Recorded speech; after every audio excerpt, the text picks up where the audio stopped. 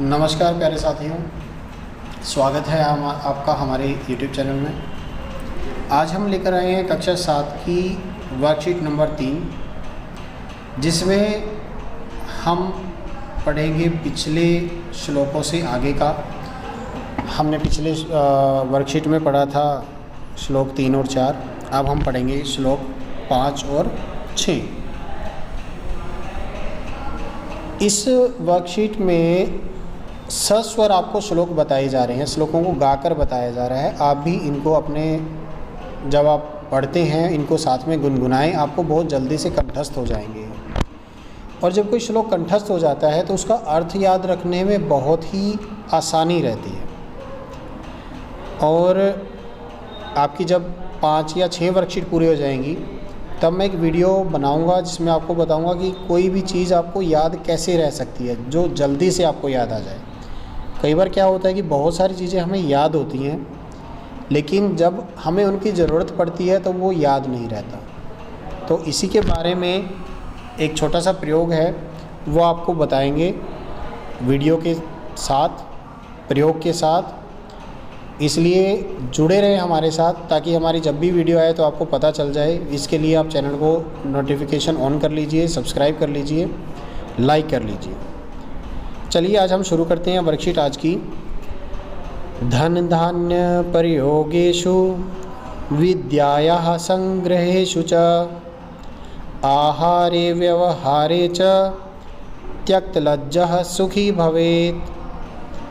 साथ में बोलेंगे, धन धान्य प्रयोगेषु विद्यायाः संग्रहेषु च आहारे व्यवहारे च त्यक्तलज्जः सुखी भवेत्। नीचे शब्दार्थ देख लीजिए इसका। धन धान्य प्रयोगेषु, धन और धान्य होता है अन्न, अन्न के प्रयोग में। विद्यायाः संग्रहेषु, विद्या के संग्रह करने में। आहारे, आहार में, खान पीने में। व्यवहारे, व्यवहार में, जो आप आचरण करते हैं उसमें। त्यक्त लज्जा, लज्जा को त्यक्त, छोड़ देना चाहिए या छोड़ने वाला, लज्जा ना करने वाला, शर्म ना करने वाला। सुखी भवेत, सुखी हो, ऐसा इसमें श्लोक में कहा गया है कि धन धान्य प्रयोगेषु विद्याया संग्रहेषु च। अपने धन का प्रयोग कर रहे हैं या अपने अन्न का प्रयोग कर रहे हैं, विद्या का संग्रह कर रहे हैं, कहीं से भी विद्या आप प्राप्त कर रहे हैं, उसमें आपको कभी भी शर्म नहीं करनी चाहिए, लज्जा नहीं करनी चाहिए। मान लीजिए आपको कोई विद्या प्राप्त करनी है किसी से, आपको किसी से कुछ पूछना है, लेकिन आप संकोचवश, लज्जावश आप उससे पूछ नहीं रहे। मान लीजिए कि किसी शब्द का अर्थ है कोई बालक जानता है, आप नहीं जानते, लेकिन आप इसलिए नहीं पूछ रहे कि मैं बच्चे से क्यों पूछूं।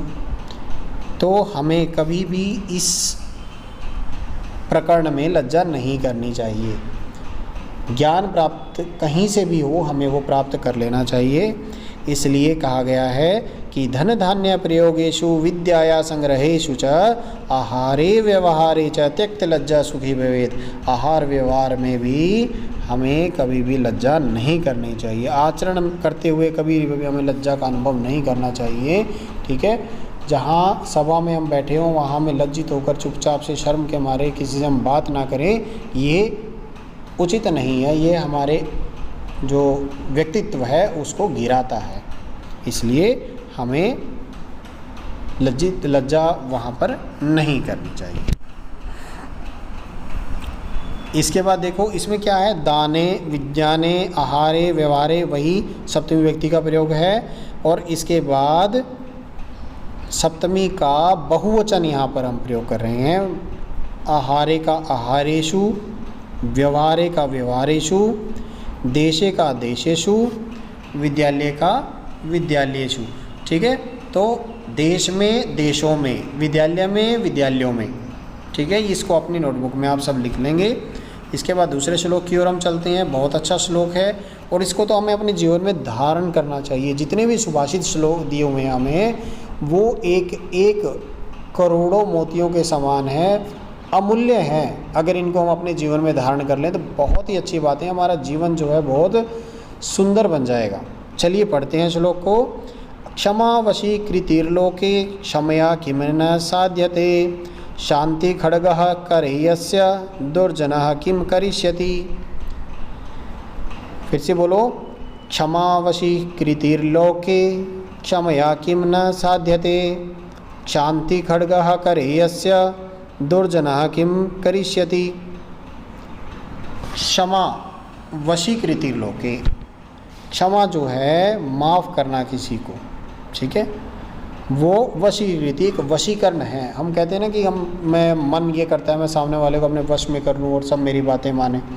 तो क्षमा है एक ऐसा तंत्र, यंत्र या मंत्र कह लीजिए जो सबको अपने वश में कर लेता है। तो क्षमा माफ़ी देना किसी को, वशीकृति वशीकरण, लोके संसार में, अक्षमया क्षमा से, ठीक है, तृतीय विभक्ति है क्षमया। किम न साध्यते क्या नहीं पाया जा सकता, शांति खड्ग, खड्ग होती है तलवार, शांति मतलब शांति की, शांति रूपी तलवार।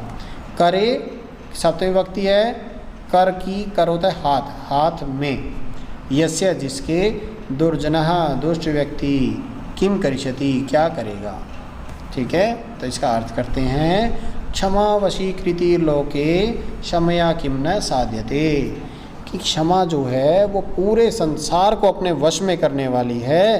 क्षमया किम न साध्यते, क्षमा के द्वारा क्या नहीं साधा जा सकता, क्या प्राप्त नहीं किया जा सकता। शांति खड्ग, शांति रूपी तलवार, करे यस्य जिसके हाथ में है, दुर्जना किम करिष्यति उसका दुर्जन क्या बिगाड़ लेंगे, दुर्जन भी उसका, दुष्ट लोग भी उसका कुछ नहीं बिगाड़ सकते, क्योंकि जिसके पास क्षमा करने की शक्ति है सब उसके बस में हो जाते हैं, सब उसकी बात को मानते हैं। यहाँ पर एक संधि दी हुई है, वशीकृति और लोके, ठीक है। तो यहाँ पर वही विसर्ग का र हो जाएगा, वशीकृतिर लोके। आया समझ में दोनों श्लोक आपको? दोनों श्लोकों के बाद क्रियाकलाप दिया हुआ है, यहाँ क्रियाकलाप में अभ्यास करेंगे, अपनी नोटबुक में भी इसको नोट करना है आपको, ठीक है।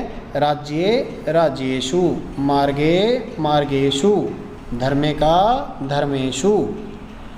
भवने का क्या बनेगा? फटाफट से कमेंट करो ताकि पता चले आप वीडियो भगा नहीं रहे, आप वीडियो देख भी रहे हो। कमेंट करो। भवने का बनेगा भवनेषु। यहाँ पर देखो नगरेषु दिया हुआ है, तो इसका उल्टा क्या बनेगा एक वचन में? नगरे। उद्याने, उद्यानेषु। इसके बाद वृक्षे, वृक्षेषु। फिर आगे देखो विद्यालये, विद्यालयेषु, ठीक है। तो इस प्रकार ये आज की हमारी वर्कशीट पूरी हुई। इनका आपको ठीक से उच्चारण भी करना है श्लोकों का, और इनका अर्थ भी आपको याद करना है, ठीक है। वीडियो अच्छी लगी तो उसको लाइक कीजिए, शेयर कीजिए अपने दोस्तों के साथ, और सब्सक्राइब करिए ताकि अगली वीडियो के नोटिफिकेशन आपके पहुंच जाए। मिलते हैं अगली वीडियो के साथ, तब तक के लिए स्वस्थ रहें, मस्त रहें।